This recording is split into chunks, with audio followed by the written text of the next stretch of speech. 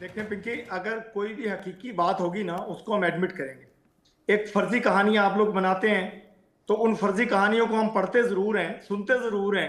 अमल जब होगा जब को हकीकत पे बयानबाजी करेंगे आप गोलीबारी कर रही हैं अपने चैनल पे बैठ करके, अपनी आवाज के साथ, अपने इल्जामात के साथ, लिखी लिखाई किताब के साथ। 75 साल से किताब बोलते आ रहे हैं, कभी हाफिज सईद साहब का इरशाद नाम जी, लेते हैं, कभी किसी का नाम लेते हैं। आपने हाफिज सईद साहब का नाम उनके इनाम के साथ भी पूरी दुनिया में फैलाया, लेकिन कोई सबूत नहीं था। हाफिज सईद चलिए साहब ठीक है, आज मैंने दीन आपको की, बहुत मौका इस्लाम दिया, की, सवालों लोगों का की जवाब आप खिदमत कर देने रहे वाले हैं। नहीं है, ये तो मैं समझ चुकी हूँ। मैं ये सिवाज कह रहा हूं सर, ना, आप ठीक अपनी है। अपनी इरशाद जी, दहशतगर्दी की ठीक है। गोलीबारी, इरशाद जी, अब खुद को भी मत मुझे तो थकाइए, मुझे लगता भी है मत थकाइए। सवालों का जवाब आप देने वाले नहीं है। सिवाज सर का मैं रुख करना चाहूंगी। सिवाज सर, जवाब लेना नहीं चाहती हैं आप, क्या क्या आप करूं देना मैं? ही नहीं चाहते हैं जवाब? मैं तो इतनी देर से आप कोशिश कर बोलने रही हूँ, नहीं आप दे जवाब रही दे हैं ही मुझे, कहाँ रहे हैं? आप सिवाज मुसलसल सर, छोड़ डाल रही हैं। चलिए। आप सिवाज जवाब सर, देने के आवाज भी मेरी डाउन कर देती हैं। आप तेज आवाज में बोलती हैं, इतनी तेज आवाज में बोलती हैं कि जैसे मैं सरहद पे खड़ा हूं और आप मुझे गोलियां बरसा रही हैं मेरे ऊपर। मुझे तो डर ये लगता है गोलियां किस दिन बरसाने का, मेरी बम तस्वीर अपने बरसाने का चैनल पे, काम मैं पाकिस्तान तो में अब ये होता है डरने जनाब लग गया हूं अख्तर, पिंकी, यहाँ नहीं होता है।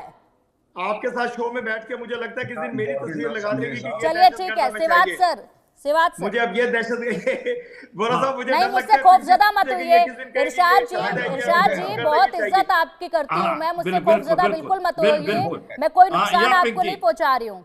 सिवाज या सर, पिंकी, हाँ देखो पिंकी, ऐसे है, सच्चाई ये है कि जब से ताहुर राना भारत में आया है कई चीजें हमें मालूम था, मगर अब जिस प्रकार से पूरा का पूरा पोल खुल रही है उससे पूरा एविडेंस भारत के पास आ रहा है। ये जो साजिद मजीद और मेजर इकबाल थे, ये दोनों मास्टरमाइंड थे। मेजर इकबाल एक आईएसआई के नुमाइंदे हैं और ये पोस्टेड थे लाहौर में 2007-2008 में, और ये ही एक प्रकार हैंडलिंग कर रहे थे स्पेशली इन एलएटी के जो आतंकवादी, और इनके साथ साजिद मजीद थे।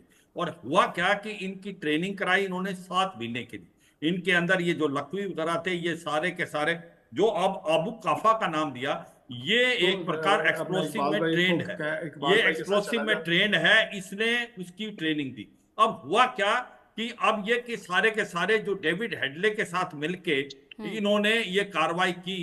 अब सारा कुछ चीजें आ रही है, एक के बाद एक चीजें पता चल रही है। ताहुर राना को डर है कि उसको बहुत ज्यादा बड़ी सजा मिलेगी, उसकी इन्वॉल्वमेंट उसको मालूम है। अब वो सब के असली में नाम बता रहा है जो भारत को पता था पर एविडेंस इतना नहीं था। अब जो बता रहे थे पाकिस्तान से जो हमारे गेस्ट हैं कि भाई ये तो 17 साल से अमेरिका में था, वहां पर भी तो इसने काफी चीजें बताई हुई। देखो अमेरिका की जो अपना तजुर्बा है, वो चाहते हैं कि अगर उनके ऊपर कोई डायरेक्ट अटैक करता है तो वो ज्यादा इंपॉर्टेंट है, ना कि कोई लश्कर तोबा जैसे मोहम्मद का। ये भारत के लिए ज्यादा इंपॉर्टेंट है। जो ताहुर राना आज खबरें दे रहा है वो मुझे लगता है गेम चेंजर है और इस केस को बहुत स्ट्रांग बनाएंगे। अब आपको मेजर इकबाल, साजिद मजीद और ये रहमान लखवी, ये सारे के सारे भारत इनको मांगेगा कि इनको एक्स्ट्राडाइट करें पाकिस्तान से भारत के अंदर। और अभी जो केस इसके अगेंस्ट भी बनेगा हाफिज सईद के अगेंस्ट, क्योंकि ये इंडिया सेटअप एक ग्रुप था, बिल्कुल बिल्कुल। उसका ये सिवाज सर, कमांडर था। बखूबी आपने बेहतरीन ये जानकारी दी है। और फिलहाल एक बार ग्राउंड जीरो का भी मैं रुख कर एक लेते और हैं। चीज पिंकी, बिल्कुल एक और चीज बता जी दो जी। पिंकी, एक एक सबसे इंपॉर्टेंट चीज क्या है कि भारत डेविड हेडले को भी मांग करेगा। डेविड हेडले वैसे तो अप्रूवर बन गए हैं, मगर जो एविडेंस ताहुर राना दे रहा है उससे यह पता लगता ताहुर राना से बड़ा डेविड हेडले था। और डेविड डेविड की हेडले मांग ने की जो जाएगी रैकी सर, की ये डेविड, की, बिल्कुल डेविड की मांग की तो जाएगी, हम डेविड कहीं ना कहीं कोलमैन हेडली डेविड की हेडले मांग की की भी मांग जाएगी। करेंगे अमेरिका से, और लेकिन अमेरिका को झुकना पड़ेगा, क्योंकि हम एविडेंस देंगे। वो अप्रूवर हो सकता है, मगर जिस प्रकार से भारत एविडेंस देगा, जिस प्रकार से ताहुर राना एक प्रकार ये सब किस बातें बता रहा है, असली में जो सारा सीक्वेंस ऑफ एक्शन बता रहा है, अब ठीक है, पाकिस्तान ये नहीं कह पाएगा ये नॉन स्टेट एक्टर थे, ये स्टेट बिल्कुल एक्टर थे। बिल्कुल। ये सिवाज सर, आईएसआई के मेजर इकबाल, साजिद बिल्कुल मजीद, सिवाज सर, एलएटी का आपने बिल्कुल कमांडर। सटीक और सही जानकारी दी है और आगे की तस्वीर भी आपने बेहद हद तक यहाँ पर साफ करने की कोशिश की है। आऊंगे आपके पास, फिलहाल एक बार ग्राउंड जीरो का भी रुख कर लेते हैं। हमारे सहयोगी जावेद हुसैन हमारे साथ जुड़े हुए हैं, उनसे जान लेते हैं कि अब तक कितने बड़े क्या क्या खुलासे हुए हैं। जावेद, भारत की गिरफ्त में, और भारत की ये बहुत बड़ी कामयाबी है कि साल 2025 के 10 अप्रैल को तौर राना भारत आ चुका है और उससे लगातार कई चीजें पूछताछ की जा रही है और लगातार हर पैटर्न को लेकर क्वेश्चन किया जा रहा है। लेकिन जिस तरीके से मास्टरमाइंड तौर राना के अलावा कई और ऐसे साजिशकर्ता थे जिन्होंने 26/11 आतंकी हमले को अंजाम दिया, उसमें मैं आपको बता दूं कि साजिद माजिद, अबू अलकामा, अबू कफाहा, मेजर इकबाल जो कि पाकिस्तान आर्मी में तैनात था और वो लगातार आईएसआई और जो तौर राना है, इसके अलावा साजिद माजिद से लगातार टच में था। और इसके अलावा लश्कर एक मेंबर है जिसका एनआईए डोजियर में जो एक पूरा एक डोजियर इस पूरे इन्वेस्टिगेशन का लश्कर मेंबर डी लिखा गया है, मतलब उसका कोई आइडेंटिफिकेशन अभी नहीं हुआ है।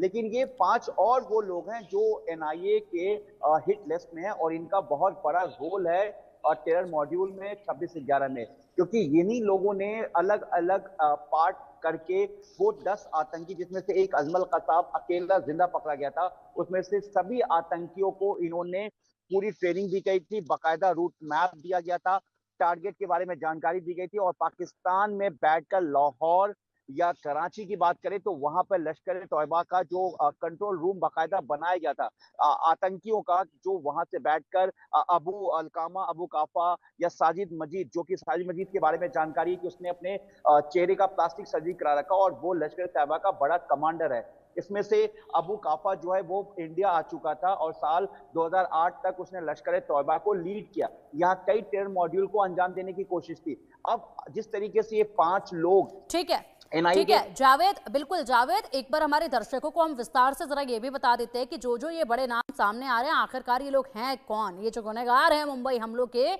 इनके बारे में जरा जानकारी विस्तार से बता देते हैं। कौन है अबू अलकामा, ये आपको अब बता देते हैं। मुंबई आतंकी हमलों का एक और ये मास्टरमाइंड अबू अलकामा। अबू अलकामा लश्कर तैयबा का सीनियर कमांडर था। 2008 तक कश्मीर में लश्कर के टेरर मॉड्यूल में खास रोल अबू अलकामा ने निभाया है। पाकिस्तान से भारत आए 10 आतंकियों को खुद ट्रेनिंग दी। हमले के वक्त पाकिस्तान में लश्कर के कंट्रोल रूम में मौजूद था ये। भारत सरकार ने पाकिस्तान से अबू अलकामा की आवाज के सैंपल भी मांगे हैं और लगातार यही सिलसिला अब शुरू हो जो चुका है। तो इसमें अपडेट्स बड़े आएंगे, नाम बड़े आएंगे। मुंबई हमलों के गुनहगार साजिद मजीद आखिर कौन है, ये भी आपको बता दें।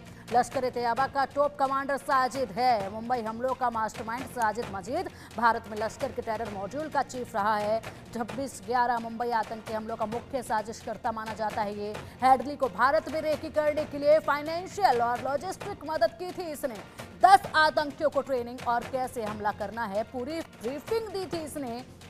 पाकिस्तान के कराची में लश्कर के कंट्रोल रूम में मौजूद था ये। भारत सरकार ने साजिद की आवाज के सैंपल की पाकिस्तान से मांग की है। एनआईए की केस संख्या 4/2009 में भी मुख्य आरोपी भारत के अहम स्थानों को निशाना बनाने की साजिश रची गई थी। 2009 में हेडली के साथ मिलकर डेनमार्क में आतंकी हमले की योजना बनाई गई थी। ये मुख्य चेहरे, ये मुख्य नाम है जो अब उजागर हो रहे हैं, जो अब सामने आ रहे हैं। जावेद, देखिए विस्तार से इनकी पूरी कुंडली तो अब निकल कर आ चुकी है। पाकिस्तान से वो इस सैंपल मांगे जा रहे हैं, अब वहां से वो इस सैंपल दिए जाएंगे या नहीं, बिल्कुल भी साफ तौर पर दिए तो नहीं जाएंगे क्योंकि पहले से ही यहाँ पर पल्ला झाड़ रहे पाकिस्तान की सरकार। तो जावेद, पाकिस्तान पहले भी मना कर चुका, नकार चुका, लेकिन पाकिस्तान की जो नापाक जो साजिश टेरर मॉड्यूल था वो एक बार फिर से खुलासा हो गया है। देखिए एनआईए के टॉप सूत्रों के हवाले से जिस तरीके से 26/11 आतंकी हमले के बाद से एक पूरा इस मॉड्यूल को लेकर इन्वेस्टिगेशन किया गया और जो एनआईए ने करीब 16 साल तक, तकरीबन माफ कीजिएगा 15 साल तक, साल 2009 के बाद से एनआईए का गठन हुआ था और उसके बाद मामला दर्ज किया गया था। मामला दर्ज करने के बाद एनआईए लगातार इस 26/11 आतंकी हमले के जो मास्टरमाइंड है उन तक पहुंचना चाह रही थी और 16 साल बाद एक लंबी कामयाबी मिली है जो एनआईए को। लेकिन देखिए अबू काफा जो कि साजिद मजीद जो इसका मास्टरमाइंड है 26/11 का, जो पाकिस्तान में बेस है, वो बेहद करीबी है। बता दें कि